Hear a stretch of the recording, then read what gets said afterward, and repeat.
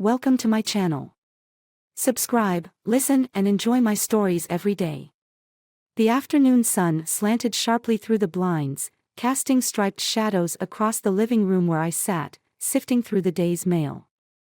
Bills, a magazine, and then, a package, sleek and ominous in its unexpectedness.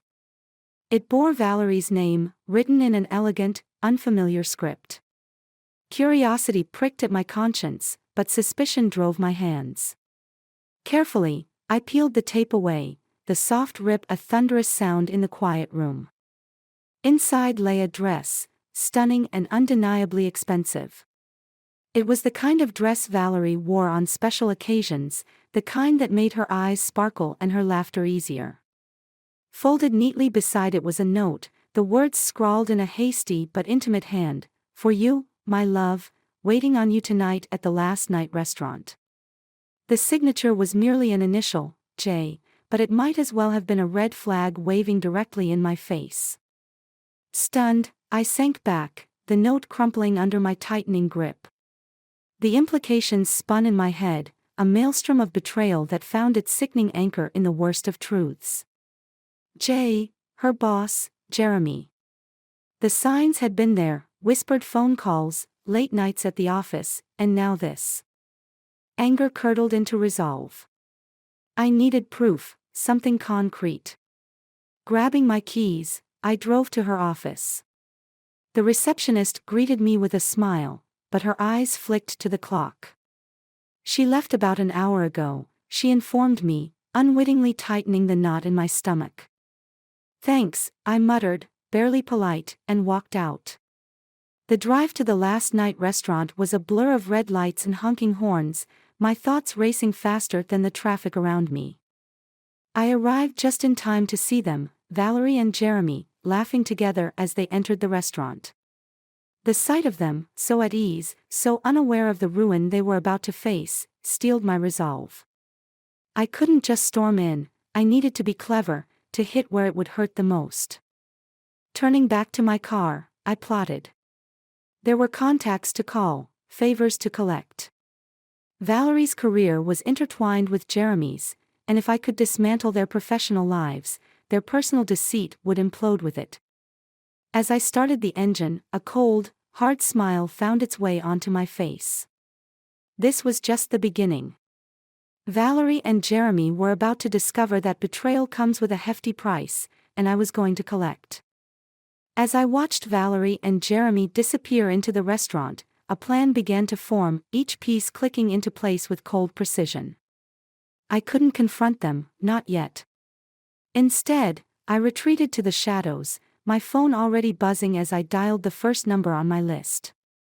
"Mark, it's Alex," I said when the line connected. Mark was an old college friend who had ventured into private investigation. "I need a favor. Can you tail someone tonight?" Without hesitation, Mark replied, "I'm on it. Just send me the details." I texted him the descriptions of Valerie and Jeremy, and the location. Parking a block away, I kept my eyes fixed on the restaurant's neon sign, my mind whirring with the implications of every scenario. Moments later, my phone lit up with a message from Mark confirming he was in position. I didn't have to wait long. Less than an hour later, Valerie and Jeremy emerged, their laughter carrying across the quiet street as they said their goodbyes. Jeremy clasped her hand a moment too long, a silent testament to the secret they shared. Mark sent a text confirming he'd captured everything on camera.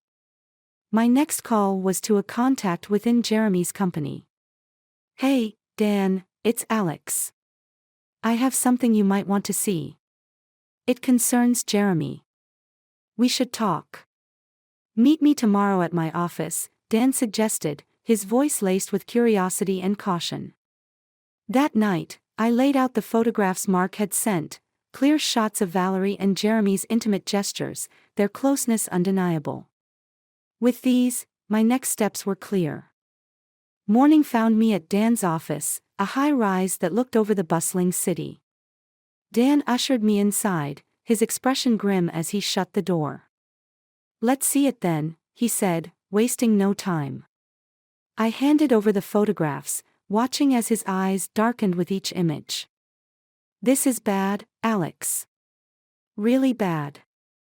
"I know," I replied, my voice steady despite the storm inside. "What happens next is up to you, but think about the company. Can you afford a scandal?" Dan rubbed his temples, weighing his options. "I'll handle it from here. Jeremy won't see this coming." As I left his office, a part of me felt vindicated, yet the larger part felt hollow. I knew this was just the beginning. Retribution was in motion, but the cost of it was yet to be fully understood. I needed to brace for the fallout, for when Valerie and Jeremy would inevitably trace the chaos back to me. But for now, I drove home, the city around me unaware of the undercurrents shifting its very foundations. The next morning, the gray clouds mirrored the turmoil brewing in my heart. I had set the wheels of retribution in motion, but the weight of what was to come pressed heavily upon me. As I poured myself a coffee, my phone rang. It was Dan. "Alex, Jeremy has been suspended pending an investigation. The board's not taking this lightly, and there's talk of legal action if the allegations hold up." Dan's voice was clipped, businesslike. I nodded, even though he couldn't see. "And Valerie?" "Caught in the crossfire," Dan replied succinctly. "She's being questioned today. Depending on what comes out, it could get messy for her too." After hanging up, I knew I had to see the consequences of my actions for myself. I drove to their office, parking across the street. The building looked the same as ever, but the atmosphere was charged, tense with whispered rumors and sidelong glances. I watched as Valerie arrived, her face drawn, her steps hesitant. She entered the building, swallowed up by the glass doors. Not long after, a text from Mark buzzed through. "Inside now. Security's tight today. Something's up." His updates came in real time, painting a picture of the chaos inside. Valerie, isolated and interrogated, her colleagues, wary and withdrawn. Hours later, she emerged, her composure cracked. I could see the strain in her eyes, the way her shoulders slumped. Before I could second-guess myself, I stepped out of my car and approached her. "Valerie," I called out. She spun around, her eyes widening as they met mine. "Alex, what are you?" "We need to talk," I interrupted, my voice firm yet low. I steered her to a nearby cafe, a neutral space amidst the storm. Once seated, Valerie's facade began to crumble. "Alex, I don't know what's happening. They're accusing me of things, of being involved with Jeremy beyond work." Her voice cracked, and she looked away. I fought against the surge of pity. "Valerie, why him? Why lie to me?" Tears welled up in her eyes. "It was a mistake. I was going to end it, I swear. But someone sent those pictures to Dan." I kept my face unreadable, my heart pounding against my chest. "Maybe it's time you think about what you really want, Valerie. This mess, it's not just about an affair.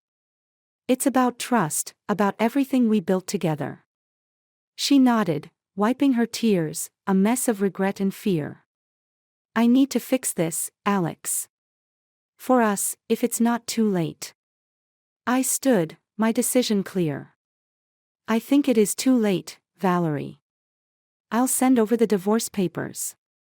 Leaving her there, shattered and alone, felt like the ultimate betrayal, yet it was her betrayal that had led us here. I walked away, the cold air biting at my skin, a reminder of the isolation that awaited me. As I drove home, my phone rang relentlessly. Ignoring it, I focused on the road ahead, knowing that the fallout was far from over. The storm I had unleashed was sweeping through our lives, leaving nothing untouched. The city seemed to hold its breath as I navigated the twilight streets, the looming darkness a fitting backdrop for the closure I sought. The past few days had left a chaotic trail, but the endgame was clear. Tonight, it would all come to a head. My car rolled to a stop outside an old warehouse on the outskirts of town. The place was deserted, its dilapidated walls a testament to long-forgotten industry. This was where I would confront Jeremy, where I would end this charade. Inside, the vast emptiness echoed with my footsteps, each sound a sharp snap against the cold concrete. From the shadowed corners, I watched as Jeremy's silhouette appeared at the entrance, hesitance in his steps. "Alex.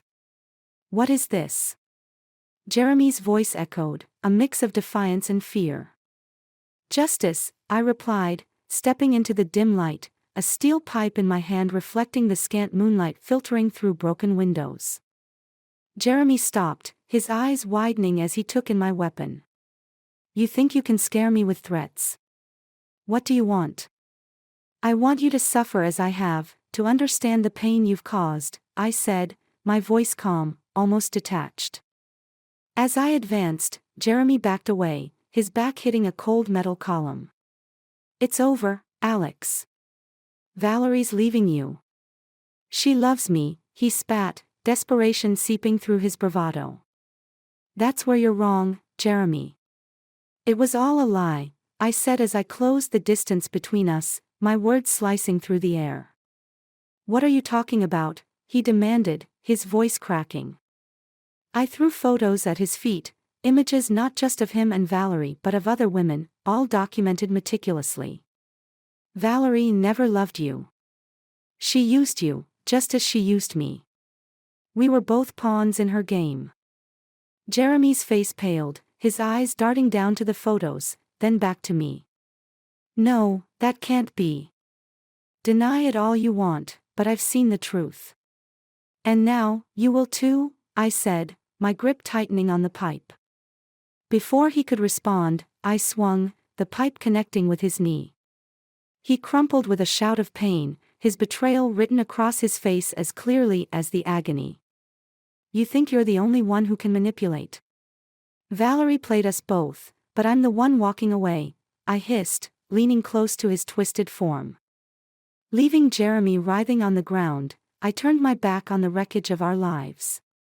The night air was crisp, biting, as if trying to cleanse the foul deeds that had unfolded. As I drove away, the weight of the past days began to lift. Valerie's deceit, Jeremy's duplicity, they were behind me now. I was alone, truly alone, but free. The city lights blurred past, each one a beacon towards a new, untethered future, where trust was a treasure I would no longer squander.